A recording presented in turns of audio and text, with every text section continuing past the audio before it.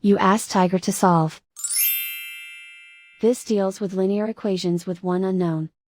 The final result is x equals 2. Let's solve it step by step. Simplify the expression. Find the greatest common factor of the numerator and denominator.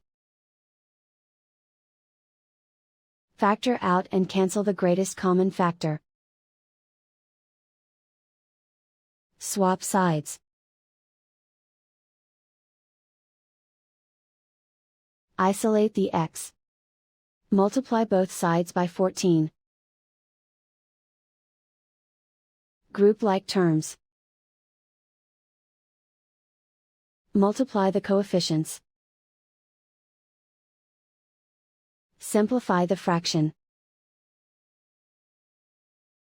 Multiply the fractions.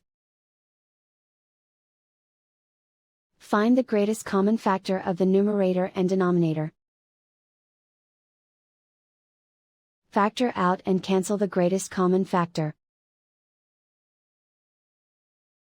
And so the final result is x equals 2.